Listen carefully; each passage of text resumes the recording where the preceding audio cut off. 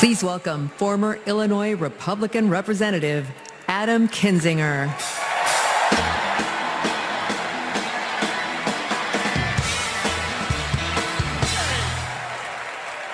Hey, good evening. Good evening. Thank you, thank you, thank you. I'm Adam Kinzinger, and I am proud to be in the trenches with you as part of this sometimes awkward alliance that we have to defend truth, defend democracy, and decency.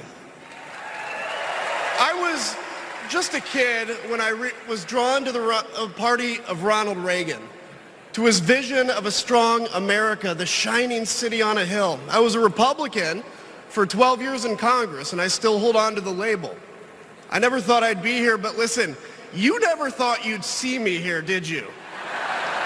But I've learned something about the Democratic Party, and I want to let my fellow Republicans in on the secret. The Democrats are as patriotic as us.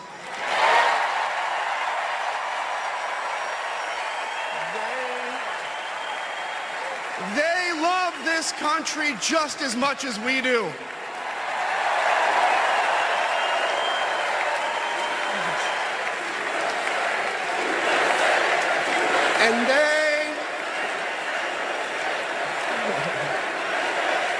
And they are as eager to defend American values at home and abroad as we conservatives have ever been. I was relieved to discover that because I've learned something about my party too, something I couldn't ignore. The Republican Party is no longer conservative.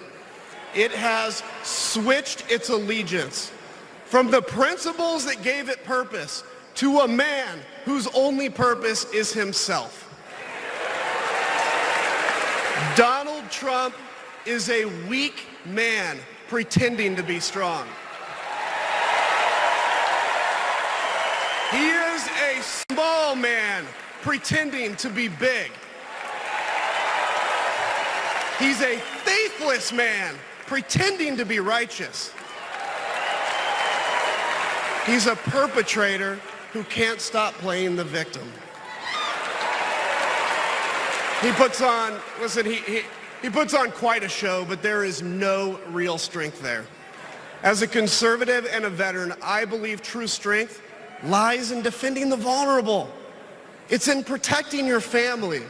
It's in standing up for our Constitution and our democracy. That is the soul of being a conservative. It used to be the soul of being a Republican, but Donald Trump has suffocated the soul of the Republican Party. His fundamental weakness has coursed through my party like an illness, sapping our strength, softening our spine, whipping us into a fever that has untethered us from our values. Our democracy was frayed by the events of January 6th, as Donald Trump's deceit and dishonor led to a siege on the United States Capitol. That day, I stood witness to a profound sorrow, the desecration of our sacred tradition of peaceful transition of power, tarnished by a man too fragile, too vain, and too weak to accept defeat.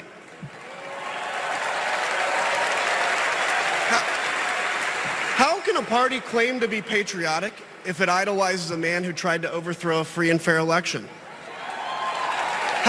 How can a party claim to stand for liberty if it sees a fight for freedom in Ukraine, an attack pitting tyranny against democracy, a challenge to everything our nation claims to be? And it retreats, it equivocates, it nominates a man who is weirdly obsessed with Putin. And his running mate who said, quote, "I don't care what happens in Ukraine." Yeah, and he wants to be vice president. Yeah. How can a party claim to be conservative when it tarnishes the gifts that our forebears fought for? Men like my grandfather, who served in World War II, who believed in a cause bigger than himself, and he risked his life for it behind enemy lines. To preserve American democracy, his generation found the courage to face down armies. Listen, all we're asked to do is to summon the courage to stand up to one weak man.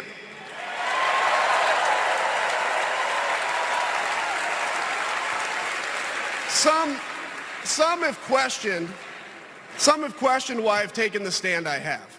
The answer is really simple, ladies and gentlemen.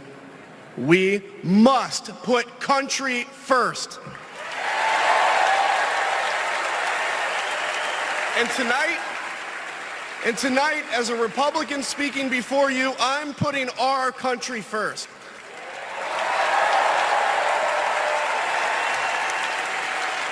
Because the fact is, I do belong here. I know Kamala Harris shares my allegiance to the rule of law, the Constitution, and democracy. And she is dedicated to upholding all three in service to our country. Whatever policies we disagree on pale in comparison with those fundamental matters of principle, of decency, and of fidelity to this nation.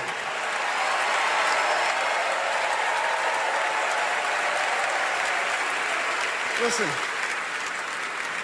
to my fellow Republicans, if you still pledge allegiance to those principles, I suspect you belong here too.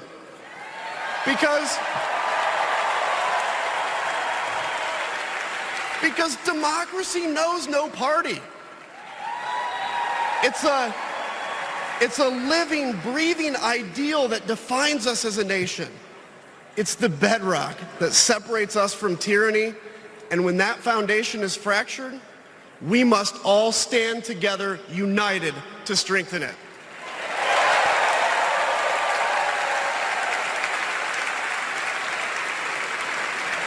If you think those principles are worth defending, then I urge you, make the right choice.